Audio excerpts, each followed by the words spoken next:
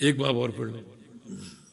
قال المؤلف رحمه الله تعالى في باب قول الله تعالى فلما آتاهما صالحا جعلا له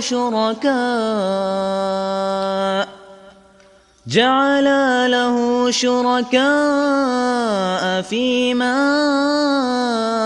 آتاهما فتعالى الله عما يشركون. باب قول اللہ تعالی فلما آتاہما صالحا جعل له شركاء فيما آتاہما.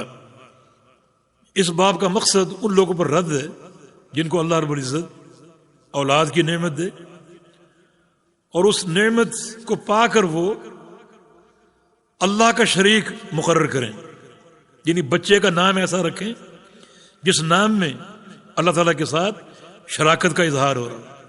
بیٹا اللہ نے دیا اور نام کیا ہے؟ پیر بخش، حضور بخش، نبی بخش، رسول بخش، عطا محمد، یہ نام رکھ دیا جو کہ شرک ہے، یعنی باعتبار تلفظ زبان کے شرک اصغر ہے. اور اگر دل میں عقیدہ یہ ہے کہ واقعی اسی کی پیر کی عطا ہے یا رسول کی عطا ہے تو پھر یہ شرک اکبر ہو گیا، ایسا کفر جو انسان کو ملت سے خارج کرنے والا. تو اچھے نام رکھنے چاہیے جس میں عبدیت کا اظہار ہو. فرمایا کہ فلما آتاہما صالحا جعل له شرکاء، جب اللہ تعالیٰ ان کو اولاد دیتا ہے، بیٹا دیتا ہے صالح. صالح سے مراد ایسا بیٹا جو نقص سے پاک ہے، پوری خلقت والا، خوبصورت، پورا بیٹا، یہ ناقص نہیں ہے، نابینا نہیں ہے، کان کٹے نہیں ہے اور ہاتھ ٹوٹے نہیں، بلکہ پورا ہاتھ پاؤں پورے سلامت صالح بیٹا دیتا ہے. جعل له شرکاء، تو بیٹا پانے کے بعد وہ اللہ کا شریک بناتے ہیں.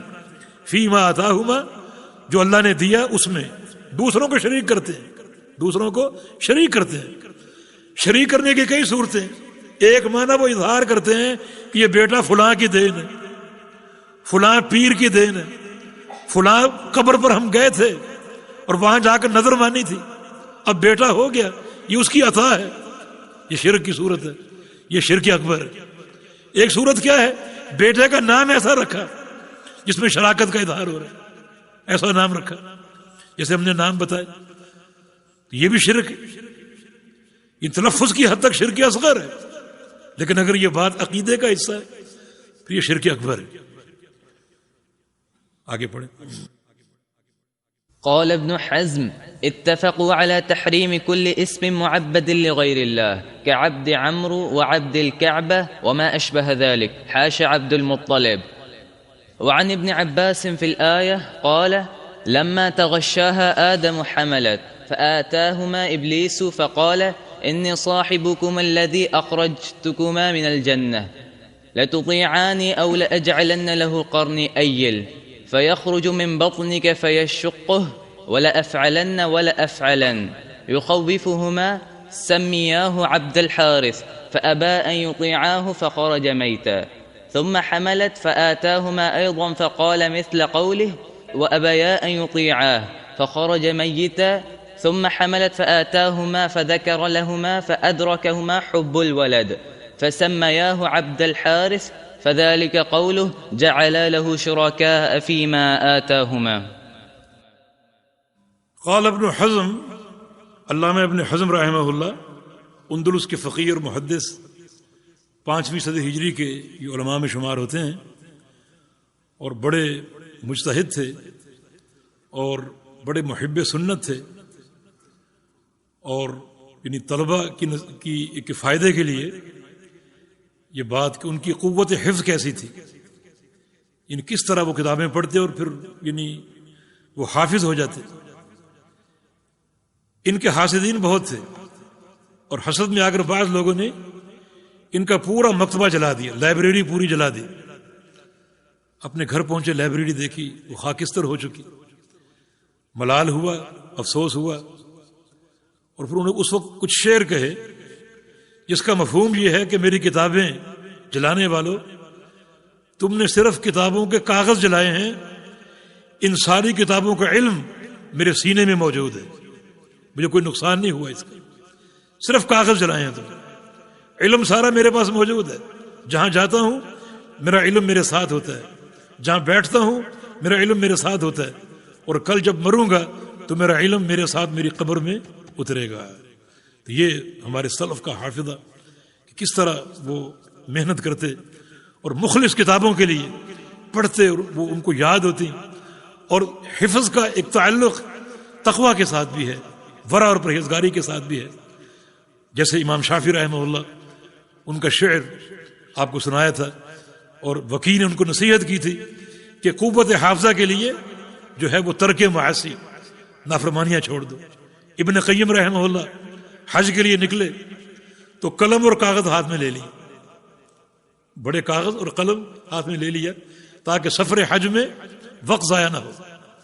جہاں بیٹھتے آرام کے لیے پڑاؤ ڈالتے، وہاں لکھنا شروع کر دیتے، زبان نہیں، کوئی لائبریری نہیں، کوئی استاد یا شیخ ساتھ نہیں، زبان نہیں، جہاں بیٹھتے لکھنا شروع کر دیتے، جاتے ہوئے آتے ہوئے لکھتے رہتے، حتیٰ کہ جب گھر واپس پہنچے تو ایک کتاب تیار ہو چکی تھی جس کا نام ہے زاد المعاد، بڑی کتاب، یہ 5 جلدوں میں چھپی ہوئی ہے، یہ سب سفر میں لکھی اور زبانیں لکھی، اس میں قرآن بھی، حدیثیں بھی، سندیں بھی، تاریخ بھی، طب بھی، فقہ بھی اور مغازی بھی، سارے رنگ ہیں اس میں، اور سب زبانیں لکھی۔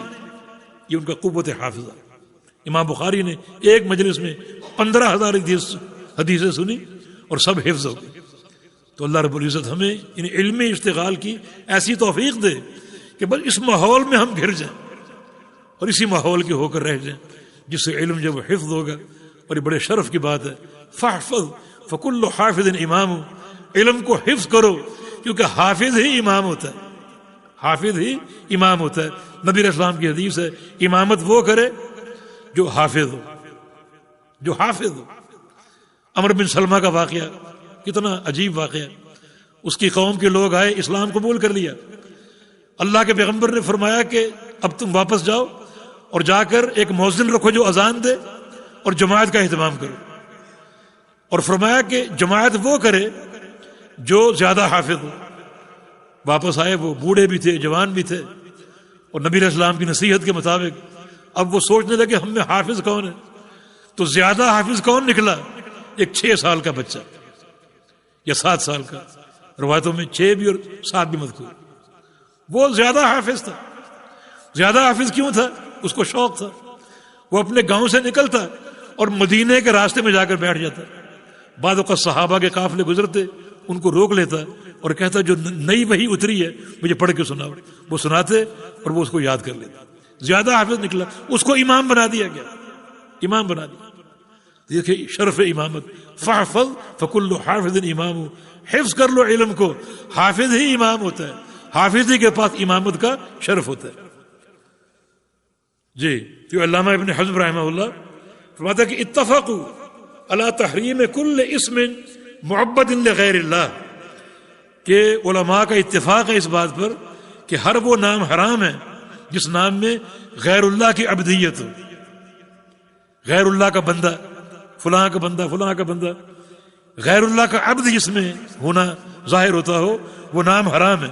مثلا عبد عمر، عمر کا بندہ، عبد الکعبہ، کعبہ کا بندہ، وما اشبہ ذالک، اس جیسے اور بھی جو بھی نام ہوں گے وہ سب کے سب حرام ہے، حاشا عبد المطلب، عبد المطلب کے علاوہ یہ جائز ہے۔ عبد المطلب درست ہے، عبد المطلب نبی علیہ السلام کے دادا کا نام تھا، یہ درست کیوں ہے عبد المطلب؟ یہ اس لیے کہ اس میں عبدیت نہیں، یہاں عبد بمعنی بندہ نہیں بلکہ عبد بمعنی غلام ہے۔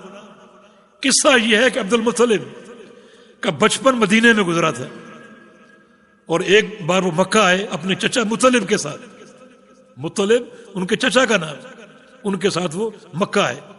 اب سفر طویل تھا اور رستے میں گرد و غبار پڑی اور کپڑے بھی میلے ہو گئے اور شکل و صورت بھی کچھ جو ہے وہ بظاہر ناپسندیدہ نظر آ رہی تھی، گرد و غبار سے ڈھکا ہوا چہرہ، لوگ سمجھے مطلب کا غلام ہے، اور لوگوں نے کہا کہ ہذا عبد المطلب، یہ مطلب کا غلام ہے، تو اس جملے کی بنا پر اسی نام سے مشہور ہو گئے، حالانکہ ان کا اصل نام شیبہ تھا، شیبہ بن ہاشم بن عبد مناف، اصل شیبہ ان کا نام تھا، لیکن عبد المطلب جب لوگوں نے کہا سب کے سامنے تو اسی نام سے معروف ہو گئے۔ تو یہاں عبد بمانا بندہ نہیں ہے، یہاں عبد بمانا غلام ہے، کہ یہ تو مطلب کا غلام لگتا ہے۔ تو حاشا عبد المطلب کے علاوہ جو بھی ایسا نام جس میں غیر اللہ کی عبدیت ہو، غیر اللہ کا بندہ، وہ سب ناجائز ہے۔ نبی علیہ السلام کو سے قافلہ آیا، اس میں ایک شخص کا نام تھا عبد الحجر، پتھر کا بندہ، یعنی بت کا بندہ، آپ نے اس کا نام تبدیل کر دیا، بس سماہ عبداللہ، اس کا نام آپ نے عبداللہ رکھا۔ بعض صحابہ کا نام عبد شمس ملتا ہے، سورج کا بندہ، نبی علیہ السلام نے ان کا نام تبدیل کر دیا اور عبداللہ نام رکھا۔ تو ایسا نام تبدیل کر دینا چاہیے۔ یہ سوال کیا گیا کہ عبد المطلب نام ان کے ساتھ خاص تھا یا اب بھی رکھ سکتے ہیں؟ نہیں، یہ خاص تھا ان کے ساتھ، اب یہ نام نہیں رکھ سکتے، کیونکہ اس میں جو ہے وہ شرک جو ہے وہ ظاہر ہو رہا ہے، یہ نام شرک ہے، اب عبد المطلب نام نہیں رکھ سکتے۔ کچھ لوگوں نے اشکال پیش کیا ہے کہ بعض صحابہ کا نام عبد المطلب ملتا ہے، مگر حافظ ابن حجر نے تحقیق کی ہے اور یہ بات ثابت کی ہے کہ ان کا نام مطلب تھا، صرف عبد المطلب کسی صحابی کا نام نہیں تھا، مطلب نام تھا۔ تو مطلب ٹھیک ہے، ان کے ساتھ خاص کیوں ہے؟ کیونکہ یہ نام ان کا عبدیت کی بنا پر نہیں، رقیت کی بنا پر تھا۔ اس میں عبد یعنی بندے کا معنی نہیں ہے بلکہ غلام کا معنی ہے۔ بارک اللہ فیکم۔ یہ ساتھی نے ایک سوال دیے، 3 جمعہ کی کتنی سنتیں ہیں اور طریقہ؟ جمعے سے قبل سنتیں متعین نہیں ہیں، حدیث میں کہ ثم صلی ما قدر لہ، انسان مسجد میں جلدی آ جائے اور جو اللہ توفیق دے اتنی وہ نفل پڑھے، مانا سنتوں کی تعداد فکس نہیں، جمعے سے قبل 2 پڑھے، 4 پڑھے، 6 پڑھے، ما قدر لہ، جو اس کے مقدر میں ہے، جو اللہ توفیق دے۔ جمعے کے بعد جو سنتیں ہیں اگر مسجد میں ادا کر رہے ہیں تو زیادہ روایتوں میں 4 آتی ہیں، 2 کر کے، اور اگر گھر جا کے ادا کرے جو نبی علیہ السلام کا معمول تھا تو پھر 2 آتی۔ رسول اللہ علیہ وسلم کی جمعے کی سنتیں گھر جا کے ادا کرتے تھے اور 2 کرتے تھے، تو گھر میں 2 ہیں اور مسجد میں 4 زیادہ صحیح روایت سے ثابت ہیں، ایک روایت میں 6 بھی جو ہے وہ ثابت ہے۔ یہ کچھ جماعتوں کا نام لیا، بریلوی، دیوبندی، اہل سنت و جماعت، حنفی، شافعی، مالکی، کہلانا کیسا ہے؟ یہ کہلانا ناجائز ہے، یہ کہلانا ناجائز ہے، کیونکہ اس میں تفرق بالکل واضح ہے۔ فرقہ بندی، فرقہ کیا ہوتا ہے؟ فرقہ وہ گروہ جو کسی شخصیت کے نام پر وجود میں آئے، کسی شخصیت کے نام پر وجود میں آئے۔ جماعت جو حق ہے وہ ایک ہی ہے، جس کی نسبت اللہ کے پیغمبر کی طرف ہو، رسول اللہ صلی اللہ علیہ وسلم کی طرف ہو، قرآن و حدیث کی طرف ہو، وہ جماعت حق ہے۔ باقی ایسا گروہ جو کسی شخصیت کے نام پر وجود میں آئے، وہ جماعت حقہ سے کٹ کر ایک گروہ بن گیا، اور یہ تفرق ہے۔ ان قرآن و حدیث نے تفرق کی مذمت کی ہے، اس لیے کہلانا درست نہیں ہے۔ سلف صالحین میں یہ نام تھے، فلاں حنفی، فلاں شافعی، فلاں مالکی، ان کے ہاں یہ نام فرقے کے طور پر نہیں تھے بلکہ نسبت تھی مدرسے کی طرف، مدرسہ حنفیہ، مدرسہ شافعیہ، یا فکر حنبلی، یا مدرسہ مالکیہ۔ تو یہ نسبت باعتبار تلمذ کے تھی، باعتبار استاد شاگرد کی تھی، باعتبار فرقے کے نہیں۔ آج یہ فرقے بن چکے ہیں، اور فرقہ جو ہے اس کی مذمت ہے، اور تفرق جو ہے وہ ایک امر مذموم ہے۔ نماز میں رکوع کے بعد حمدن کثیرا طیبا کہنا، اور دونوں سجدوں کے درمیان رب اغفر لی کہنا شرائط نماز میں سے ہے، شرائط میں نہیں ہے، یہ نماز کی شرائط میں نہیں، لیکن اس کے یہ پڑھنے کی فضیلت ہے۔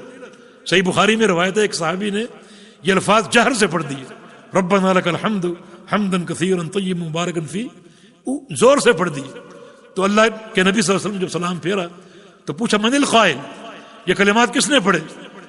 تو اس کی طرف اشارہ کیا کہ اس کو لایا گیا، تو وہ کانپ رہا تھا، مجھے پتہ نہیں کیا غلطی ہوگی۔ تو رسول اللہ صلی اللہ علیہ وسلم نے ارشاد فرمایا، جب تم یہ الفاظ کہہ رہے تھے تو آسمان سے 30 فرشتے لپکے، 30 فرشتے لپکے تیزی سے زمین کی طرف آ رہے تھے۔ ہر فرشتے کی خواہش تھی کہ یہ الفاظ میں نوٹ کر کے اللہ تعالیٰ کو پیش کروں، اتنے ہی افضل کلمات، مبارک کلمات۔ تو شرط نہیں ہے لیکن پڑھنے کی فضیلت ہے، نبی علیہ السلام کی سنت ہے۔ رب اغفر لی، دو سجدوں کے بیچ میں پڑھنا مسند احمد کی حدیث سے ثابت ہے اور سند اس کی ثابت ہے، تو یہ پڑھنا جو ہے وہ مسنون ہے، نبی علیہ السلام کی جو ہے وہ تعلیم ہے، لیکن شرط نہیں ہے۔ لیکن ایک بات کا لحاظ رکھیں، رکوع کے بعد کھڑا ہونا پورے اعتدال اور اطمینان کے حاصل ہونے تک، اور دو سجدوں کے بیچ میں بیٹھنا اطمینان اور اعتدال کے ساتھ، یہ شرط ہے، یہ نماز کا رکن ہے۔ ایک شخص اگر رکوع سے اٹھے اور فوراً سجدے میں گر جائے، سجدے سے اٹھے اور فوراً دوسرے سجدے میں گر جائے، اس کا اطمینان اور اعتدال مفقود ہو گیا، اس کی نماز نہیں ہوگی۔ نبی علیہ السلام کے سامنے ایک شخص نے نماز پڑھی، صرف اعتدال کی کمی تھی، رسول اللہ صلی اللہ علیہ وسلم نے فرمایا ارجع فصلی فإنک لم تصلی، تم دوبارہ نماز پڑھو، تمہاری یہ نماز نہیں ہوئی۔ تو یہ جملے پڑھنا یہ رکن نہیں ہے، لیکن اعتدال رکن ہے۔ اتنا ٹھہرو کہ اس ٹھہرنے کی حالت میں ہر عضو اپنی جگہ لوٹ آئے، اس قدر اطمینان اور استقرار ہو، یہ شرط ہے۔ باقی پڑھنا یہ شرط نہیں ہے، اگر پڑھو گے تو وہ مسنون عمل ہوگا اور اللہ کے پیغمبر کی سنت ہوگی اور اس کا اجر ہوگا۔ رب اغفر لی پڑھو گے بین سجدتین، تو اس کا معنی کیا ہے؟ یا اللہ مجھے بخش دے، یعنی بخشش کی دعا بار بار آپ کر رہے ہیں، فرض میں اور نوافل میں سنتوں میں بار بار اللہ تعالیٰ سے توبہ کر رہے ہیں اور بخشش کی دعا کر رہے ہیں، کتنا اس کا اجر ہوگا۔ تو انشاءاللہ یہ سنتوں پر عمل موجب برکت ہے اور موجب رحمت ہے، لیکن رکوع کے بعد اور دو سجدوں کے بیچ میں جو بیٹھنا ہے، اس میں استقرار، اطمینان، اعتدال یہ شرط ہے، اور جن کا اعتدال مفقود ہو ان کی نماز نہیں ہوتی۔ سبحانک اللہم وبحمدک، اشہد ان لا الہ الا انت، استغفرک واتوب الیک۔ بارک اللہ فیکم و احسن الیکم۔